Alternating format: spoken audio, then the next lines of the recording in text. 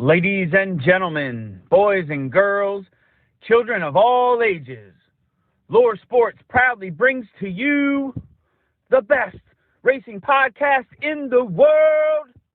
Now, here's your host, Lauren Leach, the color guy, Mark Allen, the Loose Lugs Racing Podcast. Hey everyone, welcome to another edition of the Loose Lugs Racing Podcast, sponsored by the Corp Racing and Valley Gasket. Thank you, Tim, Ben, and Carrie, for all that you do for us and all of the racing community. It is amazing, so we appreciate you. Mark, episode 176, man, how are you doing?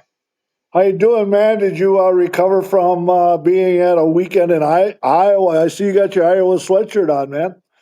Yeah, Iowa Speedway. This is a classic. This is a 13-year-old sweatshirt. I bought it back in 2012. There's pictures of me in it from back then, and I pulled it out for today down in the basement. It's a little cold, so I can wear a sweatshirt down here. But yeah, gosh, Iowa Speedway is amazing. Also got to see Cedar Rapids Hawkeye Downs for the first time, and that was pretty amazing. And we'll talk about that a little later. But it was an awesome weekend.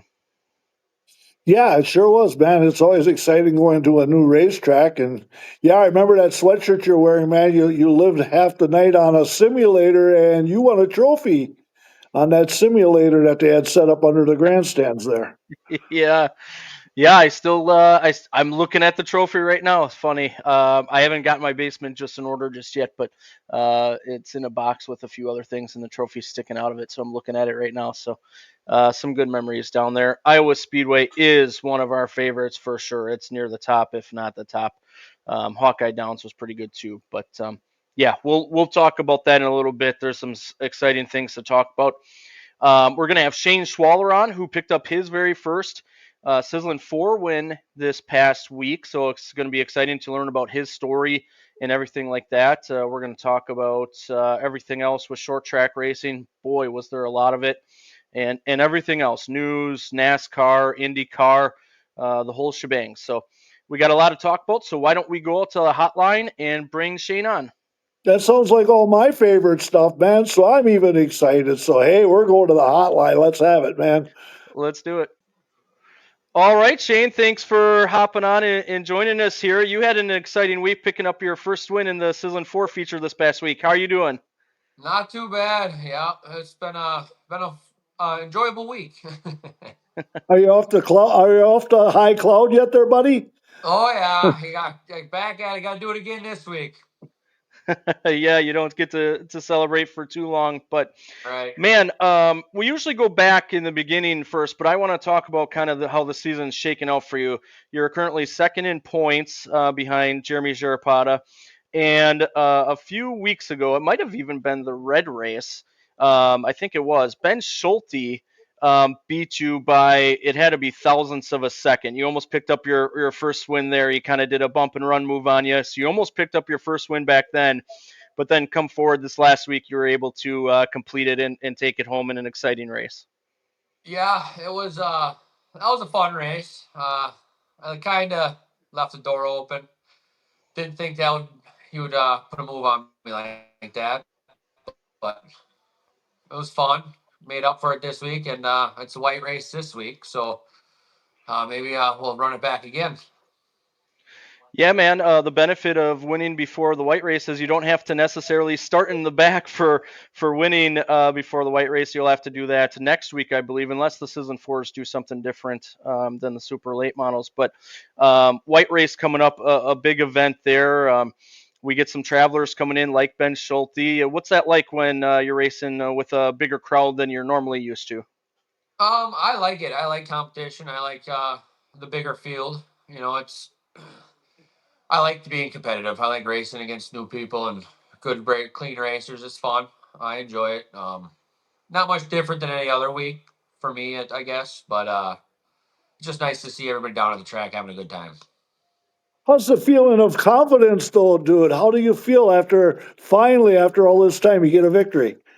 It almost took too long. It was nice, but right back to the garage, working on it. We got to do it a couple more times to catch Tirapata in points, and it's been it's nice. It's I believe this is my 4th year now, and finally got it done. So took a long time, but I put my work in. Let's go back to the beginning here. When did you get your start in racing? When did you think that you wanted to get into it? How did you get into it? Well, I grew up racing motocross, and I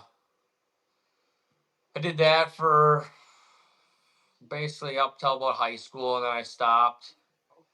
And then I actually kind of got back into it around when I was about 18, 19. And then, what was it, my 4th year now?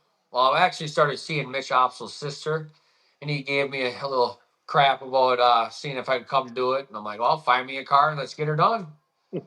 So he drugged me into it. Now I'm hooked. What age did you start motocross racing? I started racing about eight to about 15. So And then that car that you're driving now is a Mitch Opsel car. Was that the old Oh yeah, 25 car? yeah. That under Okay, I can understand where the speed's coming from Oh that yeah, one. yeah. He's been a great help with me. He's taught me a lot of stuff and a few pointers, and it's been great working with him and helping him out and getting help from him. And it's been uh it's been a good experience the last 4 years racing with somebody has time under their belt and not going into it blind. looked like you got a race under your belt in maybe 2021 or maybe 2 of them, and then you started racing full time. Correct me if I'm wrong, in 2022, and you've been top 10 in points throughout the way, top 5. Yep. Been running really consistently. What kind of factors lead into you being so successful right off the bat, or maybe some challenges that you've had throughout the way? Um. Well, I kind of when Mitch wanted me to jump into this, I said, "Well, I'll go look for a car." I'm like, "Yeah, obviously help me out and point me in the right direction. I don't want to buy something slow right off the bat." But I ended up finding a decent car.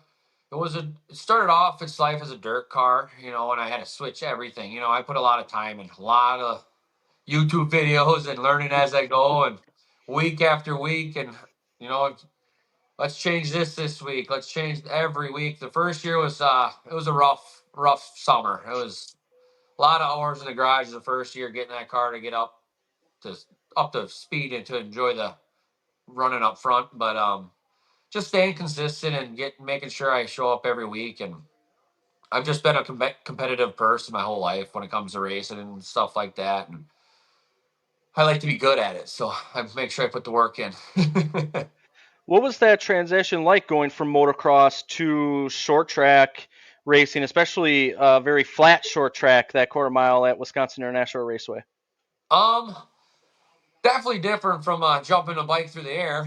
It's the older I get, the more I guess safe I should say it is to be on 4 wheels on the ground. But I guess the first couple races were a little nerve wracking. I've never raced a car door to door going. I don't even know how fast we're going. I guess off this in the straightaways, but uh, I learned quick, and then just learned the pointers after that and how to figure out gaining speed. Hey, tell us about the quarter mile and how to get around there, man. That place has got some character, doesn't it?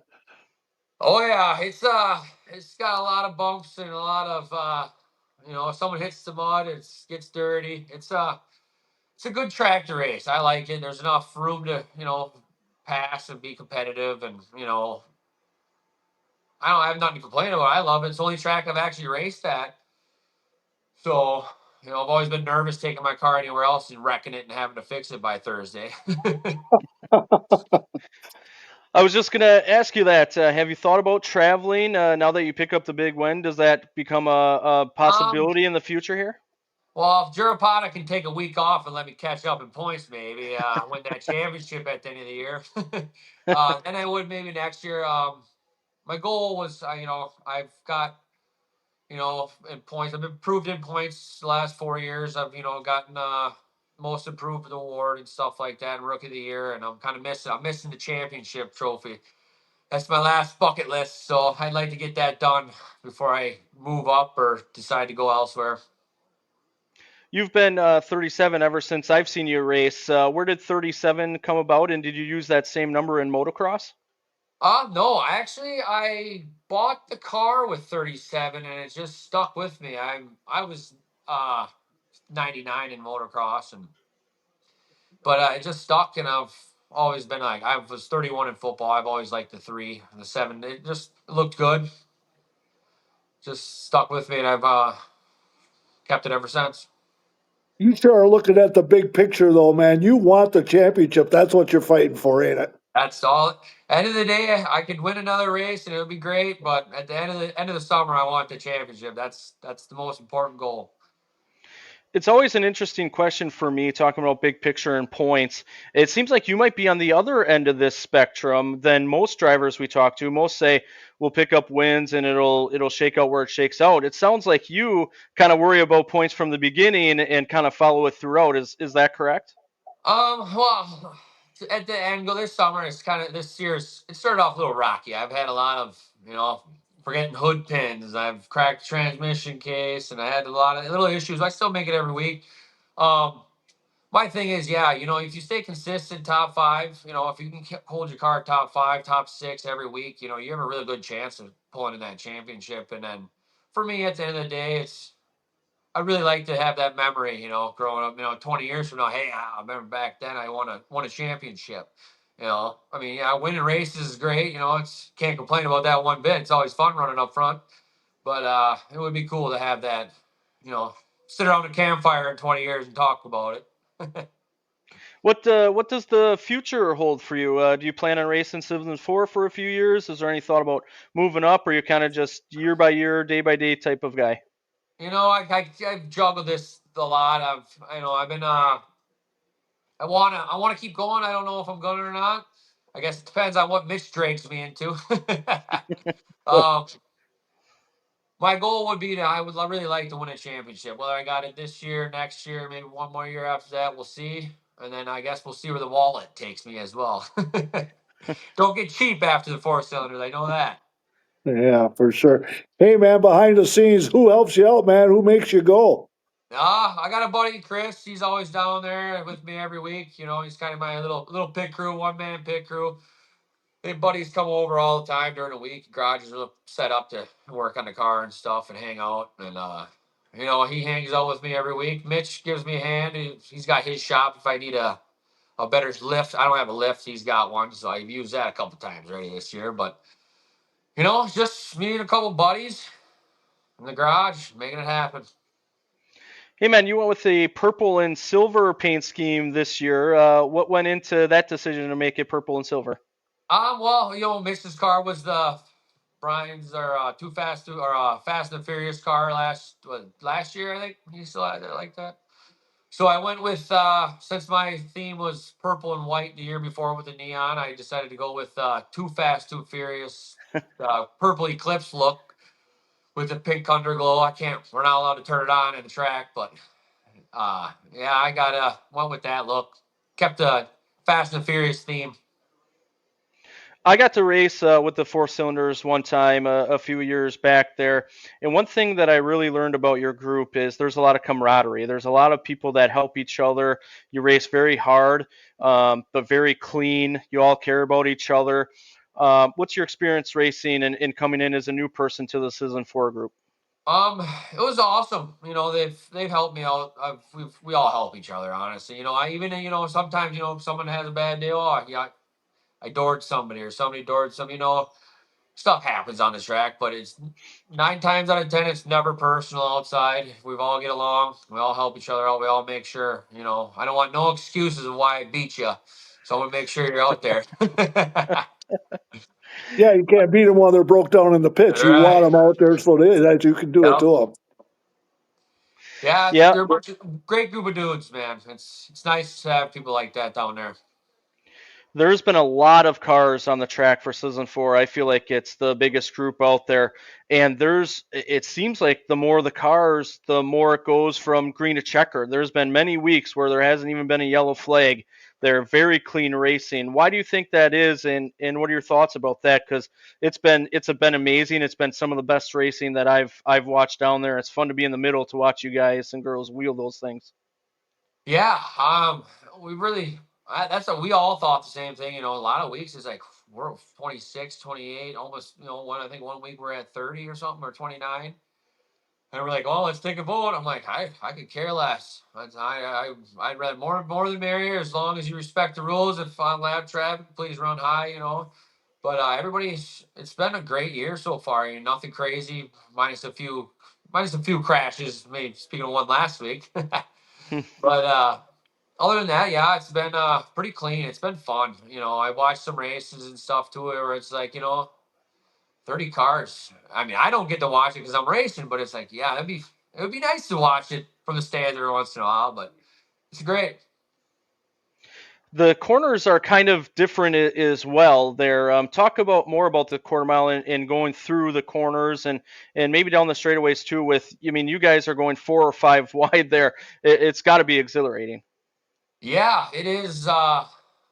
My car is not too bad.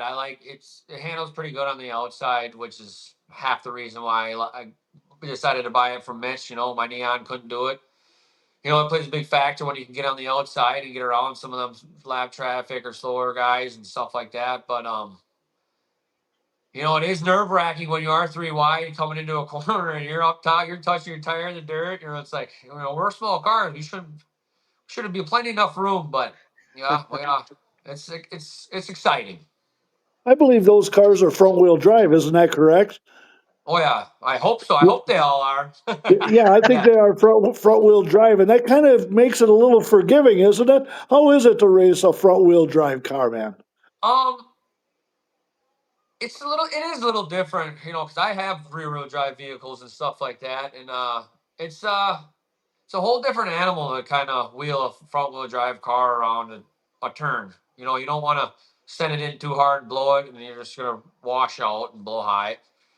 Um, I don't know. I guess I never really raced a street stock or anything like that, so I wouldn't know what the difference would be on the track. But it's fun. What's maybe the first few things that come to your mind when you think of Sizzling 4 racing? Like, what do you just enjoy about it the most? The friendships, the people, the guys down there, we're all having a good time. We go out there and we compete, we run hard. We don't give each other a break on the track. We're there to win. We're all there to win. But at the end of the day, we're at Tech and we're all having a good time. It's nice to be able to have a good Thursday night and chat with everybody and you know give each other pointers, help each other out. It's fun. It's like a family outside of the family. You're currently fourth in red, white, and blue state championship standings here for Sizzling 4 going into the white race. 12 back. Jeremy Gerpata also running that, but Ben Schulte was the red race winner. You also got Jacoby Pillay in front of you, and you're tied with Jordan Fickle. Some stout competition in the division.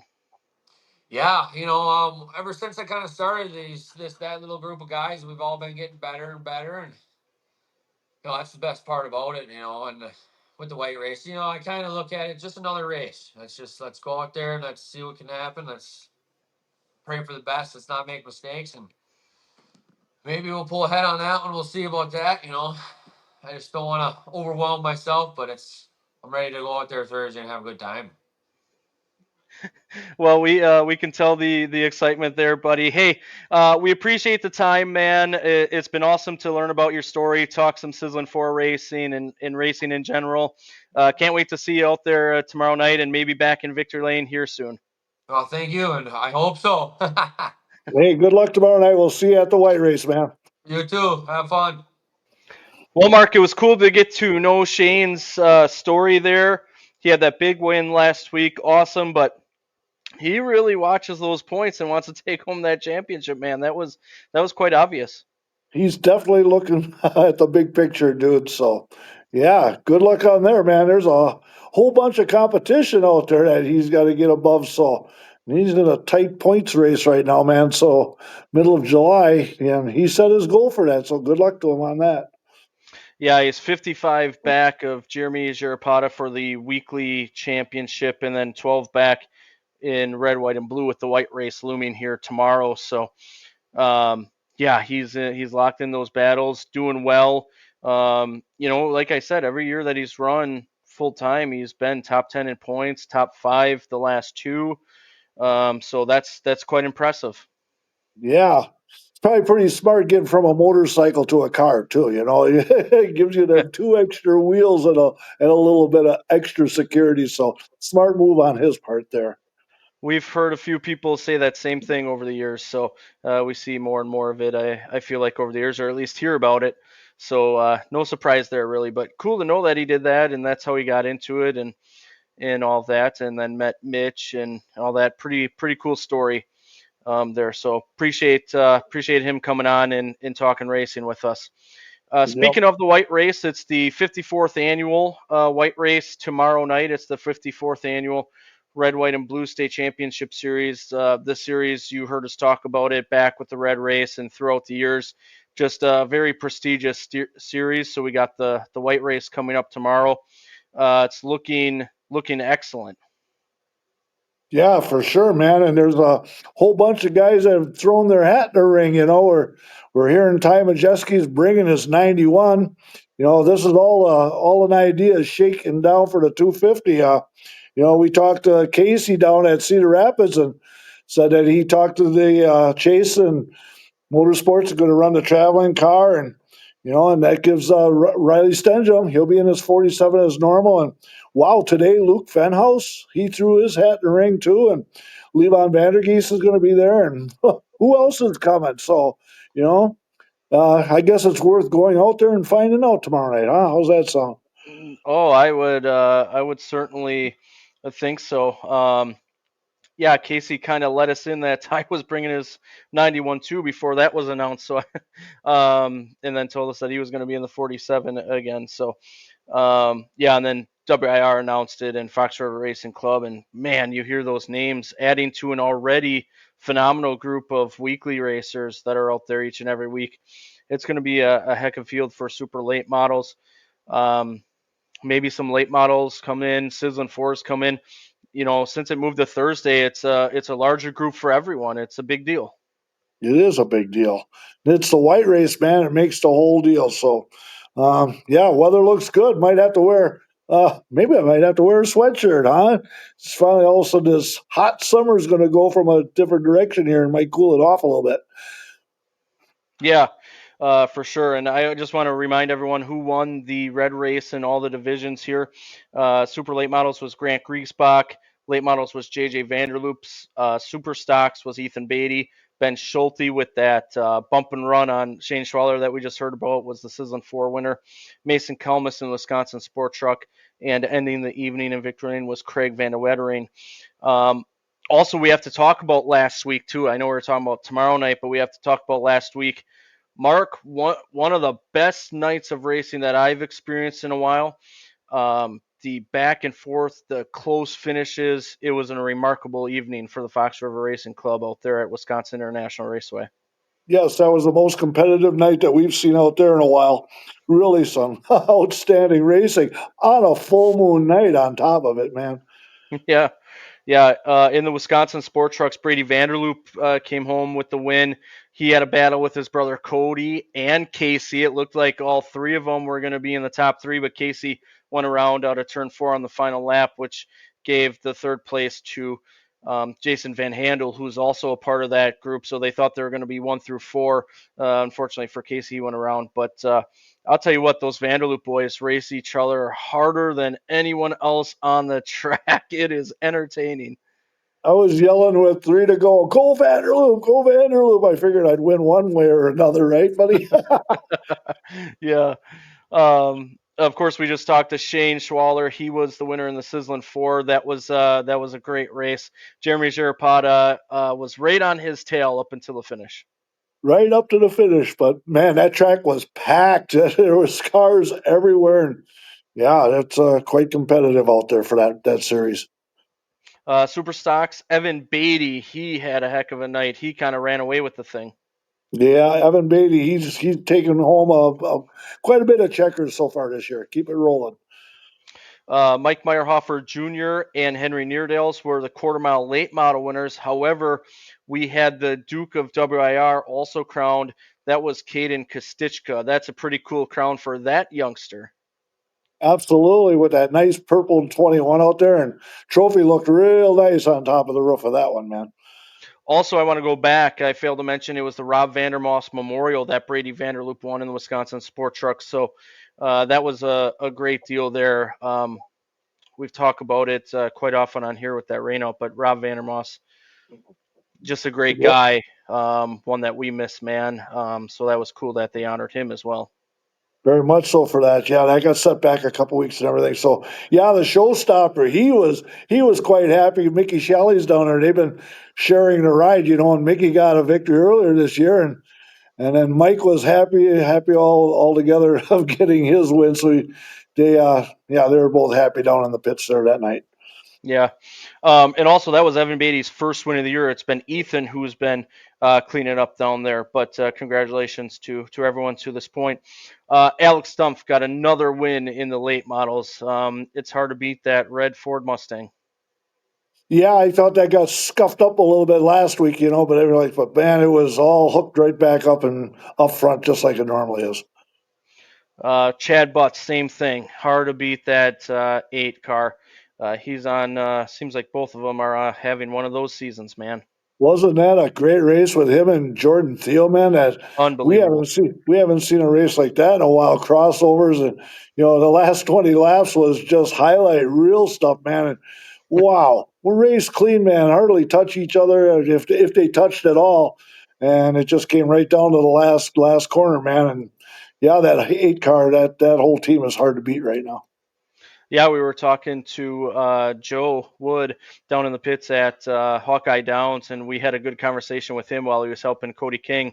And he was excited, even though he finished second. He said that was the best race he had seen in a while, too. Just, we've seen closer finishes, but to have the back and forth and the up and under moves and the crossovers that we had throughout, 15 laps to the end there, Mark, it seemed like. I think it was close to that, if not all of that. Just a tremendous race. Once when you come down on the pits, and the first guy that's parked right there is Jordan Thiel, right? And I did a beeline right over to his hauler, and I shook that dude's hand and said, it's unfortunate, somebody's got to lose, but I want to thank you for entertaining us. That's the reason to go out there and watch racing like that. It's unfortunate someone's got to lose, but his car's just as beautiful as it was, man. And he's ready to fight again this week, man. As long as they bring him back safe, man, that's all good stuff, man. It was good. Yep, that was good. That was good. Craig Van Wettering ended the night with the figure 8 win there, his second of the season. Yeah, his second. So he's got that thing rolling on the figure 8s. Yep. Also wanted to talk about more short track racing. We talked about the white race coming up tomorrow, which we'll talk about further down the line, just reminding everyone. But let's talk about some other short track events that happened too after that great week at WIR. Up at Marshfield, Jared DeBoer won the John Breivik Classic, and they had a pretty good field up there too. It's a fast car. He's been very much so got his act together. That DeBoer car, we seen him run over at Golden Sands, man, and he sliced and diced like, wow, that's a fast vehicle. So not surprising there, man. Down at the Dells, Mark Mackesy and Corey Jankowski both got wins in the Deachens Memorial Twin races. Mike Litchfield and Jacob Gady won the late model Deachin races. Oh, yeah, always puts out pretty good. There are some awesome names there, especially Mark Mackesy, man. He just keeps right on clicking along, man, and getting a victory. So, so good thing. Yeah, they moved the Degens down to the Dells like that, and it sounded like it was well supported down there. Down at Jefferson, this is coming up this weekend. Don't forget the Rich Bickle Barnyard to Brickyard 150 Super Late Model Special is coming up. There's going to be twin 75 lap features, plus the Midwest trucks are also there. So that's something to look forward to this weekend down at Jefferson. And I see Ty Majeski signed up for that one too with his 91 car down there. So might find a few others that'll join also. I'm sure Casey Johnson will be there and a few others. So, yep, that's a good event down there Saturday. Yep. And then, of course, we've talked about it a few times, but the white race, sponsored by Angler's Bar and Grill and Campground, also Kerrs Industrial Solutions and Werner Electric tomorrow night. So should be a great week coming up here. But we were down at Iowa Speedway and Hawkeye Downs this weekend. Let's talk about that, Mark. The Miller 100 at Hawkeye Downs. Mondyke led early. Levon eventually got by him just before halfway and led about 40 laps there.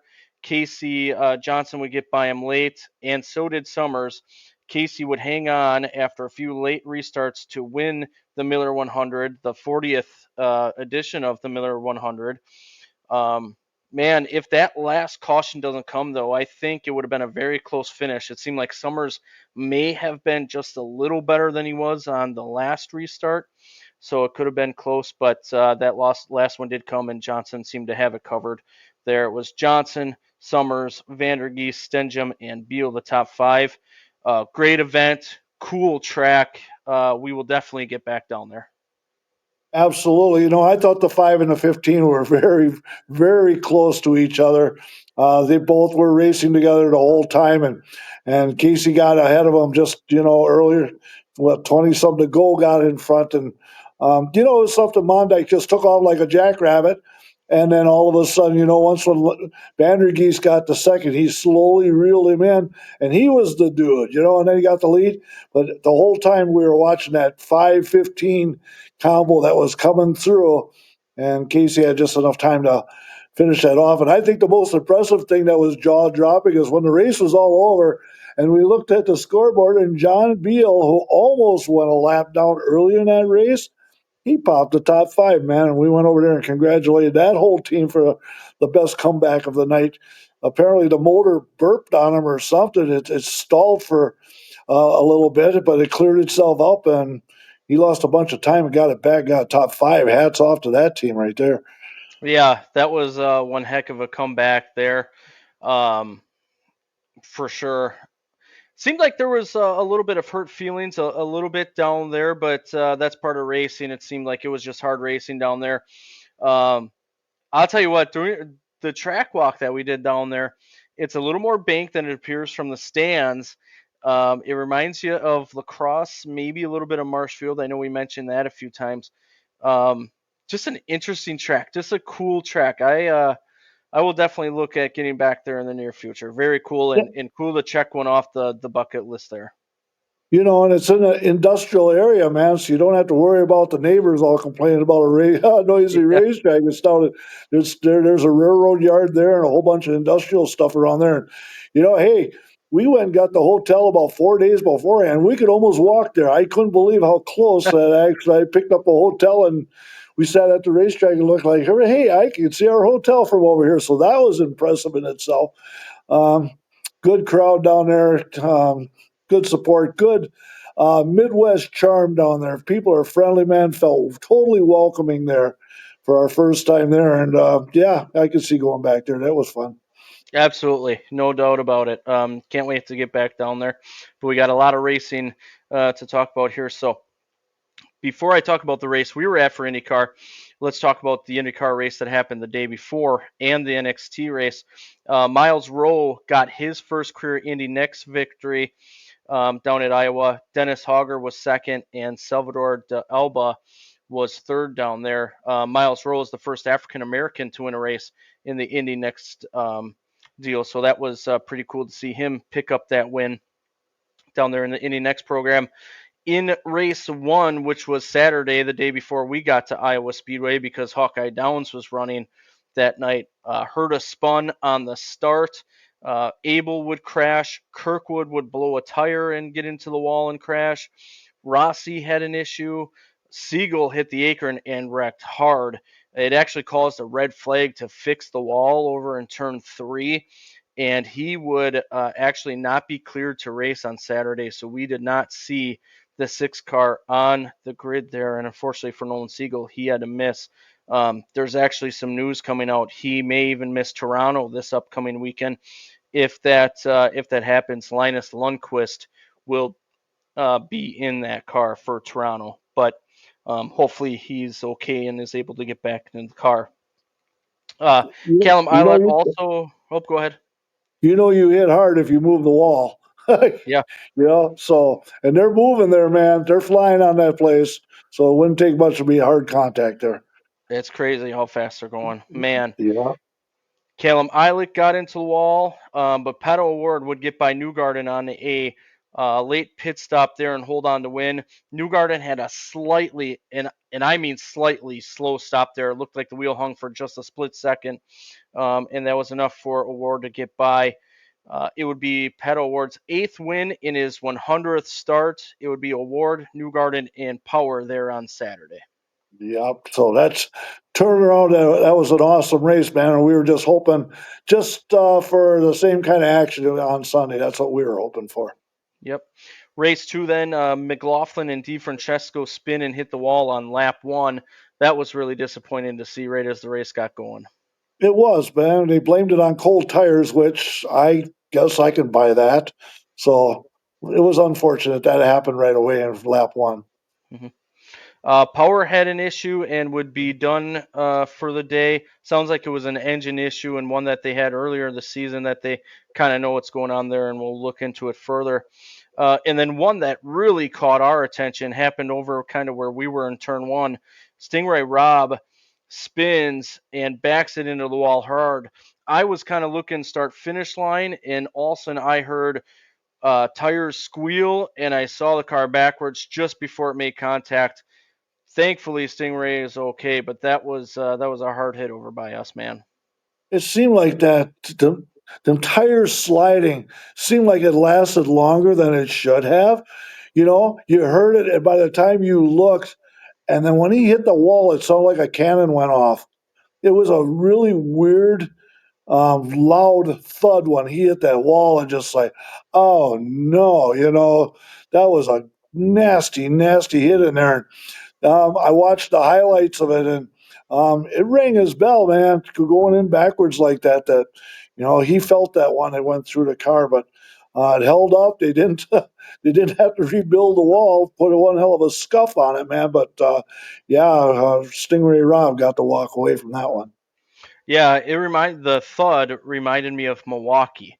I don't know if you remember this when we were there in Milwaukee. There was a car that got into turn 1 at some point, and it was just that kind of thud. So that thud was familiar to me, unfortunately. But the tires squealing was so loud it made me turn in a split second. Just thankful he's okay because that was a hard hit. Yep. Ericsson would blow a tire and get into wall similarly to Saturday when Kirkwood did. So his teammate had the same issue there on Sunday. That would be Ericsson this time by. And then Ilott backed it into turn 3 wall hard, kind of how Stingray Robb did in turn 1. We just couldn't hear it as much because it was on the other side of the track. Moving just as fast though. So yeah, went over there in turn 3 and 4.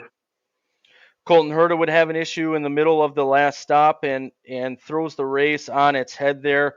Pelot and a few others who didn't pit would greatly benefit there.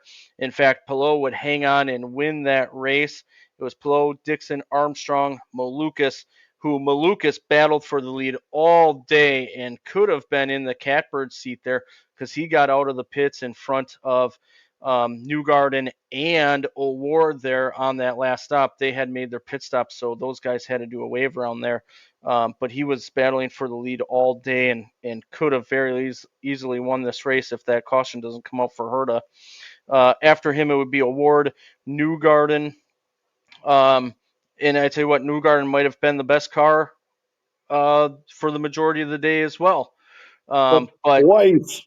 yeah, on Saturday as well when O'Ward won, and he doesn't come out of Iowa with, second place and what would that be, fifth place, but Yeah, or actually not even. He finished 10th, I think. So Newgarden was 10th. So he did not have a good day on Sunday, or a good finish, I should say. So he probably has some sour feelings about Iowa Speedway walking out of there. But um, the first and the last stop just hurt him badly. The last stop with the caution, the first stop was super slow when he lost all that track position as well.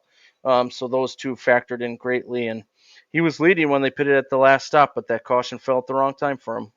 Yep, the caution screwed him on that one. So I'd have to say he probably was the fastest car. At least he showed me some things, man, where he caught up a long distance, and I thought that was the fastest car out there. And bad luck on his side this year, man. He still ain't got a victory yet this year. That's amazing in itself, right there. I tell you what, though, like, yes, sad for, or, not great for him. Iowa Speedway, like I said, one of the top tracks on our list, once again, provided a great day. You just walk in there and you realize, man, this place is just hard to beat. And for some reason, we both feel that way. And then you see those Indy cars. I went back and watched some of the videos that you had from that, and some videos that I took too. And you look and you can just tell how fast they're going into like turn 3 or something like that. We were watching on TV. It was said 180 into turn 1. Just absolutely wild, man. I just can't believe it. And the race was over in what, an hour and 45 minutes, hour 50 minutes. Um, what a just awesome experience there once again at Iowa Speedway. It was, man. That's why we like that place. So um, love our old friend out there, Iowa Speedway, man, and putting out a good show. So give it a little bit of time and we'll be back out there again. I am sure of that. That's exactly what I said when we pulled in, wasn't it? Hello, old friend, because Yeah. that was our third time out there and we love it. It's really weird, man. They got a regular airport, off to the back side, and there's people that fly in, and then there's corn, and the corn is like 10 feet high down there. The corn is just amazing how high it is down there, and it looks like these airplanes come flying in. It looks like they're crop dusting, but there's like an international airport there, and a lot of regular jets or people's jets come flying in, personal jets, and it's an interesting place. If you've never been to Iowa Speedway, it's yeah, still our favorite, man. That's a dandy of a racetrack out there. We have yet to see the Cup cars there, you and I, but the first time we were there in 2012, we saw the Midwest Tour go out there where Brent Kirshner won. And then the next night, we saw Ryan Blaney get his first NASCAR win in the Truck Series. The next time we were out there was 5 years later in 2017, and we saw the Trucks and Xfinity. John Hunter Nemechek got lucky. I shouldn't say he got lucky, but he benefited from a late race caution, came in and pit, and was able to make his way to the front to win that race. The next day, we saw William Byron get his first Xfinity Series win, so it's just been good to us. So that means Alex Palou is going to win the championship, right, buddy? And that probably is going to be a true statement anyway. Well, I don't know about championship. We haven't really seen that. That has happened to us at Chicago for the NASCAR playoffs. Actually, you weren't with me the second time, but the first time we went, first was the Iowa Chicago weekend for us. Brad Keselowski won Chicago, went on to win the championship. The second time I was at Chicagoland Speedway, Martin Truex wiped the field and he won the championship that year. So there are rumors about Chicagoland coming back. So if we go back, maybe whoever wins that race would go on and win the championship. But I would say if you're talking championship for IndyCar, Alex Palou is definitely the favorite. Although Pato O'Ward sitting second does have a shot. Yep. So maybe we can have a race teams to call us up and pay us some tickets to go down there, man. And since we're such good luck charms, huh? Yeah, we'll see about that. Let's continue more race talk there. If you can get out to Iowa Speedway, highly recommend it. Can't wait to get back there. I think I'll get back there sooner rather than later. I think you might feel the same way there, buddy. But they were racing out in Sonoma this past weekend. The ARCA race happened out there. Alon Day kind of pushed Sawalich off course on the green-white checkered. Eckes would take the lead. And then Eckes looked a little hesitant into the final turn to keep Day on his outside, but Sawalich also got back to him and made room and would win the race. Schwaller did lead the majority of the race. Eckes spun out at one point and came back. There was a big incident between Rod Nealand and Robbie Keneally. That was a big shot there, and even a rear tire came off in that incident. Dale Quarterly and Rogers had trouble while also running in the top 10, but it would be Sawalich who would come back in that final corner and get the win. Good to see. Maybe that'll change his luck this year, man. This has been a hell of a ride for Sawalich this year. Bad luck everywhere. So pop the victory, man, and make him feel better. Yeah, yep, for sure. The Xfinity race was also the same day there. Love, unfortunately, would break a rear end and would be done. Day would be speeding. Mayer would win stage 1. And then in stage 2, SVG would give Zilich a thumbs up as they are battling back and forth on the front stretch while he's kind of turning. SVG, he is a character, man. Those two are putting on a heck of a show, man. That was amazing how them two are just, both about the same, teammates, same horsepower, same car, same equipment, everything like that. And they're putting on a hell of a show, man. Unbelievable show. Ellis would spin. Eckes would have a tire issue. LeBay had a track bar issue. Karam had a transmission break. So there was some issues here in the race. Jones would win stage 2. Meanwhile, Green and Kyle Sieg would get penalties. Unfortunately for Eckes, he would get a bunch of damage and have to pit in the last stage. Ryan Sieg would overheat at one point. But it would be an incredible finish between SVG and Zilich. We were actually watching during one of our breaks in the car at Hawkeye Downs. Unbelievable finish. SVG tried his hardest to get by, even making a little contact, but Zilich would hold on over SVG, Sawalich, Sanchez, Herbst, Elgire, Taylor Gray, Quapple, Sammy Smith, and Sheldon Creed. Fastest lap would go to SVG, though, 76.860 seconds, 93.208 miles per hour. It's amazing that somebody could beat SVG, man. And it just so happens it's Connor Zilich that's just as good as him. And wow, we're going to see some road course ringers, man, in these next few years, man. These guys are on top of their game. Isn't it amazing, though, just a year or two before SVG came in and won the Chicago street race, we were talking about how these road course ringers can't come in and win these one-off races, and there is no such thing as a successful road course ringer because the guys that do it each and every week, now there's enough road courses where they have to be good at it, and they are good at it, and yet you still have someone like SVG and Zilich come in. I don't want to necessarily call them ringers, but it's close to it. And what happened to AJ Allmendinger? All of a sudden, he's lost his luster there, and I don't understand where all of a sudden, like, what's happened to him? I mean, he was always a shoe in for a top 5, and he's having so many issues on road courses lately, and just like, So it's interesting how his luck has worked on the road courses. Yeah, it is, and we'll get into the Cup Series race. I also want to mention Clement spun, Harrison Burton spun after contact, and Day also would spin there. So just a lot of issues there, which at road courses we tend to see. But going into the Cup race there, Haley, McDowell, Gibbs would all go off in turn 2. Kozlowski would spin in turn 2, and Hocevar would spin in turn 11. So there was some action right from the jump there in the Cup race. Isn't hard to do, man. That is a tough road course. Ever try that on iRacing? I try I about can't 15 minutes and I give up, man. I don't want to do this no more. It's too tough for me, man. going up the hill into turn 2 where it's like all you're looking at is the sky. I just can never time that out right. I can't do it. And it's just like a mound. It's like a mound around the hill before you finally get around. And it's blind. You can't see over that hill like that. Yeah, it's one, and the S's, man. There's another one. You do the first S, and then the second one, and the third one's a real sweepy one, but you got to pay attention because it cuts back to the right real quick. Yeah, it's a tough road course, man. It is very. Bell and Briscoe would make some contact. Bell would spin. Chastain would win the stage, though, by staying out.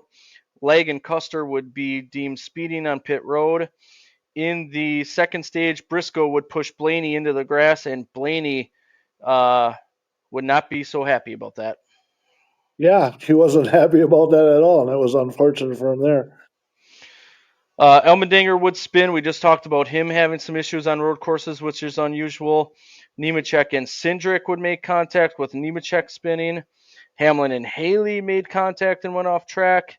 And then teammates, Chastain and Suarez made contact, and Suarez would spin. Um, Boy, that's kind of the talk of the week. There is the teammates thing, and Suarez kind of already deemed that he kind of was already feeling out at Trackhouse. I know Ross and him are good friends, but um, boy, um, that's an interesting situation that Suarez is in. Little contact in turn 11 goes a long way, though, too. You know, right in that tight little corner, and you just touch somebody just right, you can turn them around. But yeah, it was teammates on there, and yeah, if the 99 Suarez thinks he's on the outside, well, this will make it feel a little bit different with the bumper of Chastain. So, should have been a fly on the wall for that Monday morning meeting, huh? Yeah. Gibbs would go wide in turn 12 and lose some ground, but it would be SVG winning the stage. Even though he pit to try to flip it, he would still come back and win the second stage. Yeah, flip the stage and still get the stage, right? Yeah, so Larson was right there, though. He tried to stop at that last lap, but Larson was right behind him and couldn't make it happen. Gregson would go around later on. Busher and Blaney would make some contact. Blaney would spin. Wallace and Hamlin would also spin in other separate incidents, but a caution would come out for Blaney getting stuck. Yeah, he got stuck in kind of a crevice that the rear tires weren't making contact. And so if he wasn't upset from the first time he got moved, this one here was even more so. And, that was Busher, and he has a reputation of being a clean driver. But, yeah, you seen it, and there was contact in that corner and sent Blaney flying. So anyway, racing incident there definitely wasn't on purpose. Yeah. Bowman and Brad would also make some contact. Bowman would lose some ground. Busch would spin behind them.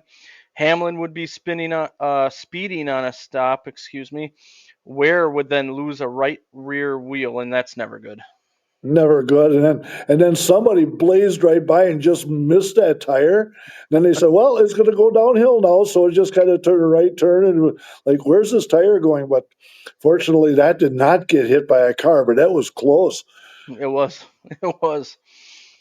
Gregson and Jones would spin. Priest, Larson, Barry, Wallace would get a piece of that. That was out of turn 7 there before you head to the S's. That's not a good spot to spin out.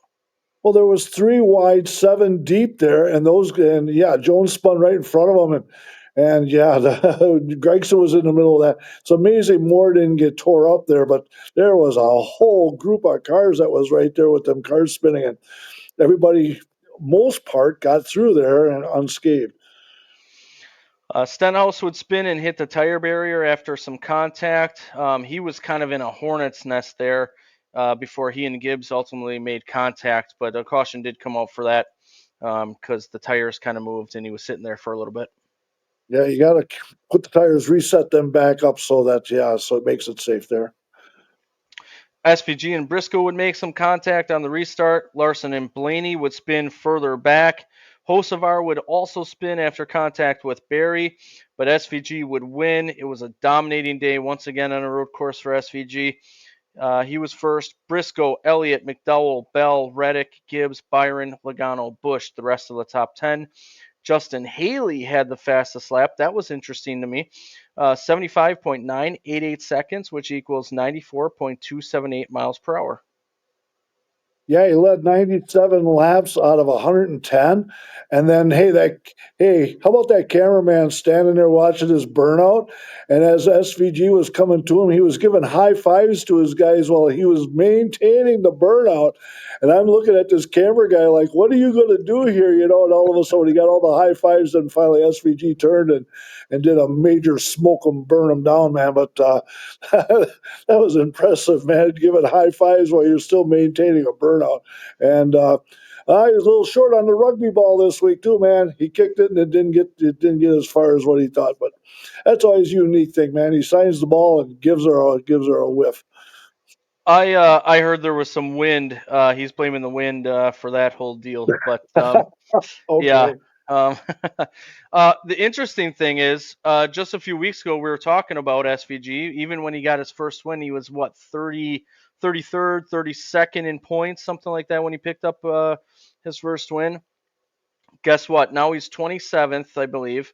Let me check that. So driver standings, he is he's 26th, but playoff points, he is third. So that is an interesting situation to be in. I know you've said it a few times, and I agree with you. If he gets his oval track stuff together, he would be almost unbeatable. Yeah. So, I mean, his confidence is high, but man, now we're going to Dover. Wow, good luck there. But hey, still a couple more road courses on the, at least road, Watkins Glen. But, if he can hang on to Charlotte, I don't know. Once when we were talking this last week, I was just like, SVG was out front. I'm going, what was I saying all along? Park of just shut him down. SVG won the race, and it was quite the thumping that he put on everybody. So what a road course guy. And wow, he's a nice guy. He's what's not to like about SVG? He's a pretty cool cat, man. He seems to be all right. Yeah, I agree. The bracket is still going too. This will be this was round 3 this past week, going into round 4, the final 4. It's going to be Ty Dillon, who was 32nd in the bracket, so he was the worst seed, going up against John Hunter Nemechek, going to Dover. So that's going to be a battle to look into. And then on the other side, it's Reddick against Gibbs, which is also a good matchup there. One thing I also do notice is it's 3 Toyotas against 1 Chevy in the remaining 4 here. So, but a couple of battles to pay attention to going into Dover, and then whoever the top 2 that come out of this will be at Indy, where anything can happen too. So this bracket thing, it has been interesting for sure. It's just, people are like, oh, my first race, it was bring. It's just something extra to pay attention to. I know I've said that about 10 times on this thing, but it's just something extra to talk about and see what happens. It's just a little extra fun. Or somebody that you normally don't talk about that much, and all of a sudden he's Right. getting a little bit of notice here. So, like we said at the very beginning, after the complete smear out at Atlanta, it took out 23 cars in that one. You just, I said, well, let's see what kind of matchups we got now. And yeah, look at this. The 32 seed is still alive. So that's amazing right there. That's pretty cool, and a lot of people are paying attention to it. So maybe some extra eyes on our sport, never a bad thing. Yeah, never a bad thing. Let's talk about our picks before we get into some news and the TV schedule and everything coming up for this weekend here, Mark. So starting with the Xfinity race, there the defending winner is Ryan Truex, who is actually he's gone back to back at Dover. So Ryan Truex is the past winner there. Congratulations on getting 2 victories this last weekend, dude. It's been a tough year for you, and all of a sudden you got a little wind in your sail, and I don't like it. I'm still up 16 on you. It's taking you a while to catch me, but I'm going to put the pressure on right away, man. I was looking at the lineups, and when I seen that the 9 is back out there with Chastain driving, I couldn't pass that up, man. So I got Chastain going in the Xfinity race. I was hoping you didn't see that or you didn't pick him because that was going to be my number 1 pick. But I debated between 2 drivers here. I debated between Eric Almirola and Justin Allgaier, and I settled on Justin Allgaier. I'm going with a series regular for my second time picking him here. So Justin Allgaier, I hope, can outlast his teammate this weekend in Ross Chastain. Well, I was definitely looking at Ryan Truex. He's won there the last two seasons, and that was all in a Gibbs. He's with Sam Hunt this week. And I looked at that and just like, he's won there twice, but he don't do it all the time. Wouldn't surprise me if he pops a good finish here again. But that 9 with Chastain, man, I think that could be pretty much unbeatable except for the 7. You picked a good one on there, so we'll have a good battle this weekend. I'm going to be kicking myself if Almirola wins because I told myself I was going to pick him and then I went the other way. But we'll see. For That's the only Cup, a two. That's only a 200 lap race too, man. So yeah, that's a short race. So elbows up for that one at Dover on the Xfinity side. and any mistakes is going to be hard to come back from. Yes. So you got to be all on it. This no mistakes on this one. Denny Hamlin is the defending winner for the Cup Series at Dover. Who do you got for this one? Man, that was I was gonna no matter what go. I was going to go with a Hendrick car this week, and because it seems like they always have good runs on. And then the guy on concrete that I like a lot, I'm going to go with Chase Elliott, man. That seems like the pick that I want to grab onto. So, yep, Chase Elliott's my guy. I'm surprised you didn't say engine number 9 because you got two of them this weekend. Yep, engine number 9, coming down the railroad line. Here we go. I'm going to go with Ross Chastain. So your pick on Saturday is my pick on Sunday, a guy who does very well on concrete as well. So hoping that Ross Chastain can beat Chase Elliott. I like picking guys that run on Saturday also. When they run Mm, on Saturday, that kind of gives you a nod on Sunday too, to say, yeah, they've already got the experience, they know the track conditions. So that's a good pick. And Chastain, you are right. He runs good at Nashville and he runs good at Dover on the concrete. So that's a pretty stout pick you got right there too, buddy. yeah, I think so too. As far as news goes, we'll start with IndyCar. Yukos Hollinger hauler caught fire on its way back from Iowa, and it sounds like they're evaluating things and going to see what happens here. The way they worded it, it sounds like Toronto is in question here, but hopefully not. Hopefully everything's okay and they can make it up there. But scary incident for that hauler. Hope they didn't put a hot race car away or something like that. I don't know. What's that all about? Yeah, I don't know. I haven't heard more I don't about know. it, but hopefully is everything's okay. And then also the World of Outlaws race at Attica Raceway Park over the last few days. Just glad to hear that Caleb Henry is okay after a scary incident. He went up and over, and the top of the car ended up hitting against the fence. They have that wing there, of course, but he was taken away, and it sounds like he's doing okay for the most part, but still going to have some recovery time. So glad he's okay after that. Yeah, good luck to that, man. Yeah. So tough shot there. For the truck series, Brendan Queen is going to drive the Spire number '07 truck at IRP at the end of the month. We've seen that old seven. That has potential. So on a short track, yeah, that probably he'll probably get a good run there. And Brendan Queen also has a lot of potential, so that'll be interesting to pay attention to. He raced what? That number 1 truck with Toyota last year a few times, correct? And he got good results out of it too. Yeah. So there's some talent there with that dude. Roto-Rooter has expanded its sponsorship of Junior Motorsports to 7 races as primary annually starting in 2026. It's a multi-year deal. Roto Rooter. All right. Good. Throw your hat in the ring. More money coming in. Jake Finch is going to drive the Xfinity race this weekend for Hendrick in that number 17. So Jake Finch is one that I've kind of kept my eye on. He's had a lot of success. James Finch's son. So James has been involved in racing for a long time. His young son still trying to make it, and he's going to be in that 17 in the Xfinity race this weekend. Not like throwing him in a tough place like Dover, huh? There's a place to get your feet wet. He has some experience in ARCA at some of those bull rings and has some wins at some tough places. So I expect he'll still hang in there. He should be all right. Raja Karuth was going to drive the Jordan Anderson Racing number 32 Xfinity car this weekend at Dover as well. Yeah, so he's getting some extra seat time too. I saw that also. Our Motorsports has changed drivers starting this weekend as well. Kaz Gralla will drive the number 5 Xfinity car instead of Chris Wright. Chris Wright has kind of just had a bad season, bad luck, just everything hasn't gone his way. So our Motorsports has made a change there. And, our friend Dan Stillman is the crew chief for that vehicle. So maybe we can connect with him eventually here and get some more information. But Kaz Gralla is going to be in the 5, at least for this weekend. Yeah, Chris Wright was asked to leave immediately, so that's where that lands. A lot of bad luck around on that whole team, and just looking to try to improve there.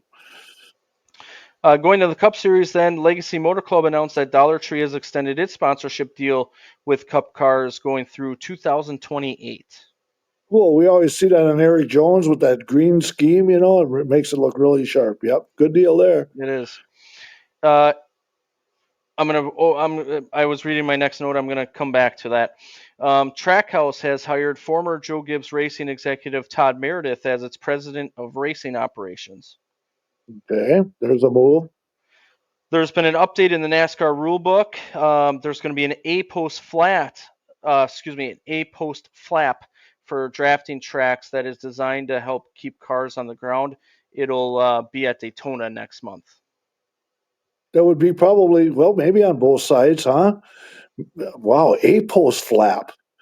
Okay, if that helps anything at all to keep the cars, because we've seen them where they all of a sudden, for some reason, they like to fly. And if that's enough that you can put another flap out there, I guess so, right? Yeah, it seems like these cars, they get to a certain point and they just want to lift. So I know that's always a cause for concern. So kudos to NASCAR for trying something else that they looked into. Well, maybe they see it in a wind tunnel, and all of a sudden say, hey, at this certain angle, maybe they can cut it down with that. So that'll make it interesting seeing them things flap out too. These Yeah, cars all come apart once they go backwards, man. There's flaps and everything like that. So, yeah, good thing for NASCAR looking into that. yeah. I'm going to warn everyone, we're going to get into some legal things here because there's been some news that has dropped that is going to be important to address here. First thing I'm going to get into is Legacy Motor Club, who is suing Rick Ware Racing over the deal to purchase the charter, is also sued TJ. I don't know how to pronounce his last name. TJ Pecure, who now plans to buy both Rick Ware Racing charters and the team. Remember, we talked about him buying it and with plans to expand to 3 teams going forward. So he is also now being sued. And the interesting about this is they're suing him also for tortious interference of contract because he was the former Spire co-owner, brokered the Legacy Rick Ware Racing deal. So um, I don't know where to go to this. It just seems like we're in the legal news too much here with racing lately. Well, that's been kind of simmering on the back burner for a while, and it's just muddling through the summer here, and let them fight it out. Eventually, there'll be a clearance on that, and we'll move on. We won't talk about that no more. What about the other one? Mm-hmm. That's another one coming up here. Okay, starting this weekend, if everything stands as is from today going forward, this weekend, 2311 and Front Row will not be chartered any longer. We announced or talked about, I should say, the deal that happened a few weeks ago where the judge had denied 2311 and Front Row Motorsport that injunction. That has stood. 2311 and Front Row have come back with something. NASCAR had until 4 p.m. Central today to respond. They have, and they have come back with a statement saying they don't want anything to change. And they don't plan to sell until everything is done, which could be until December from what I'm hearing. But as of this weekend, if everything stands and nothing, we're going to hear more on this Thursday and Friday, most likely going to the weekend. But if everything stands as is, 2311 and Front Row will not be chartered. So that opens a whole bag of worms because if there's more than 38 cars, what happens at that point? If, they're in an interesting situation here. Also to note, 2311 and Front Row Motorsports have filed to run as open cars, just in case this thing does stand.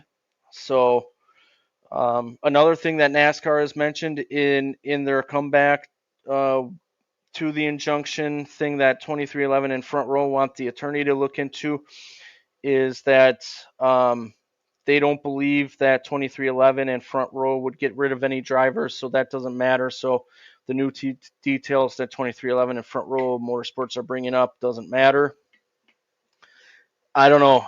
We've avoided most of it. We've hit on key points here, but now we're coming to a head here where it's go time for these guys, and they're not going to be chartered any longer if everything stays. And so that, that could actually affect their sponsorship. And then all of a sudden, and that's going to affect their pay scale. And, how's the driver's going to feel about this? The driver's going to just turn around and say, hey, I didn't sign up for this. And they can move on, or they can be a team member and stick with it. Um, yeah, this is just, like they said, maybe somebody should just say, "Hey, NASCAR and you teams, go over here and settle this out." And it just seems like this one's countersuing this one over back. Hey, let's stop here for a second, take a breath, talk this thing out, get it straightened out, and let's move on. But it's getting uglier and muddier as we go along, man. Man, we'll see where it goes, man. It just keeps going on and on. So most of the news that I get from from Bob Pockrass. I think I've been clear on that.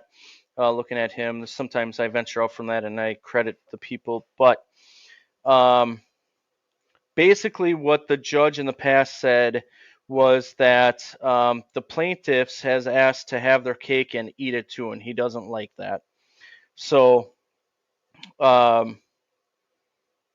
that's what it's coming down to. NASCAR, they're filing today, reiterated their argument, saying that 2311 and FRM relinquished their charters when they didn't sign the 2025 agreement last year.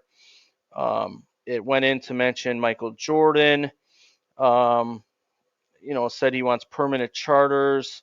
NASCAR says that it shows this is a contract and not antitrust dispute. Also said that they won't sell any charters until the preliminary injunction request is decided. I mentioned that before.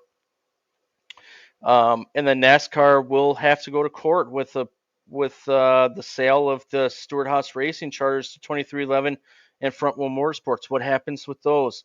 Does that go back to Haas? Does it go to NASCAR to determine? NASCAR stated that they've had teams in Xfinity, IndyCar, other series, other teams already inquire about the charters. So Bob Proctor's doing a phenomenal job. I appreciate him kind of dumbing it down and going into some things, but this is starting to get real, at least starting this weekend before we see the end of this later this year. And this is another big drop here. So they can run as open cars. They'll probably make most races, if not all. But you're right, it's going to affect the pay the most. And what happens with the drivers, how do they feel about that? They've said nothing's really changed. I don't know. This is we'll see what happens Thursday, Friday, see what's announced then, and then go from there and see where this leads. But this is the biggest drop of news regarding this so far. Did this push Denny Hamlin over the top into retirement? I mean, I don't know where he stands. I know he's with, Red Gibbs like this, but he's all got his fingers in on the other side like this, man. So, yeah, well, we're not involved, man. So it's no skin off our back. But I'll tell you what, we're watching, we're paying attention to it. We wish it would go away, but it's lawyers slamming lawyers, man. Who's got the best team of lawyers? And that's where it's going. And it seems like, NASCAR kind of runs the show, man. And I think they've got their bases all covered, but who knows, man? There might be a kink in the armor that these two teams or these two organizations can find, and if you get other teams involved like this, everybody else is kind of standing back, not pushing any buttons at this time or burning any bridges. So we'll see. But yeah, it's starting to get a little thicker. It is. Yeah, and does it push Denny into retirement? I don't think it would go that far, but does it push him out of ownership? Do him and MJ say, we don't need it? That'll be the end of them, and then what happens? Because it's nice having him around the sport. It's a big deal to have Michael Jordan in the sport. So if that would happen, that wouldn't be good either. So um, yeah, we'll see what happens Thursday and Friday here. See what's announced, and then after that going forward. But yeah, this thing is getting real now. Yeah, if, Jordan, and that gets tainted, how can the outside world look at it and say, well, and things will be said about NASCAR and hurt their reputation too. Um, I don't know, man. There's nothing good about this whole thing, man. Just need to, yeah, let everybody sit down and clear the air and let's see how we can solve this before this gets even worse, man. But here's the thing on the other side, on NASCAR side, they're in a tough position too, because if they say, you know what, we'll forget all this, let's act like we didn't go to court, you can keep your charters, you just have to sign the agreement. How do the other teams feel about signing that agreement and say, well, we didn't take you to court? Why are they getting the same deal that we got? Yeah. So So NASCAR's put in a tough spot with that way too. It sounds easy just saying, hey, let's sort this out, we'll come to agreement. But if I was an owner on the other team saying, hey, I signed this 9 months ago, I didn't take you to court, I didn't put all this bad press out there, and they're still getting the same deal I did, I would probably be a little peeved about that too. yeah, but that's just putting more and more of it into the whole mix, man. Not good. None of this is good. No, no, and we'll see how it shakes out. But Yeah. that's the end of the news I got there. Let's get into the TV schedule here, buddy. IndyCar is up at Toronto. We talked about these will be Central Times on Friday at 2:05 on FS2 as practice in the 70s with 10% chance. Saturday 9:30 on FS1 is practice. 1:35 on also on FS1 is qualifying in the 70s with 30% chance. Then Sunday, 7:32 in the morning on FS1 is warm up. 11 o'clock on Fox is pre-race. 11:22 the IndyCar Series race gets going for 90 laps in the 70s with 60% chance. So weather could be an issue up in Toronto. As far as NASCAR at the Dover on Friday at 12:40, ARCA's practice and qualifying. Then on FS1 at 4 o'clock, the ARCA race gets going. 150 laps there in the 80s with 25% chance. Saturday at 10 o'clock on the CW app, Xfinity practice and qualifying. 12:35 on True TV is Cup practice and qualifying. 3 o'clock on the CW is pre-race. 3:30 on the CW, the Xfinity race gets going. Stages of 45, 45, and 110 in the 80s with 30% chance. On Sunday, 12:30 on TNT, pre-race. On 1 o'clock on TNT, Cup race gets going, stages of 120, 130, and 150 in the 80s with 65% chance. So it looks like NASCAR and IndyCar going to be up against the weather this weekend. Hopefully both end up working out there. Also, don't forget, we talked about this. This weekend over at Jefferson is the Barnyard to Brickyard 150 race, Twin 75s, in honor of Rich Bickle down there at Jefferson. We just told you Ty Majeski is going to be down there. Probably you would assume Casey Johnson would be down there. Going to have a great field up there. And then, of course, tomorrow night with the 54th annual Red, White, and Blue State Championship Series, the White Race tomorrow night, though. Our racing starts at 6:30. Another great night for the Fox River Racing Club at Wisconsin International Raceway. Hope to see everyone there. Any final thoughts from you, my friend? You got it all covered, man, for sure, man. I'm up helping mom here up on the farm, and so I'm going to scurry back down to the valley, man, and I'll see you all at the racetrack tomorrow night, man. I'll be there. All right. That'll be the Anglers Bar and Grill and Campground White Race, also sponsoring Kerrs Industrial Solutions and Werner Electric. So hope to see you all tomorrow night. And hey, we'll talk to you soon. See you out there. See ya. This has been a production of Lore Sports. Hope you all enjoyed it, and thank you for listening.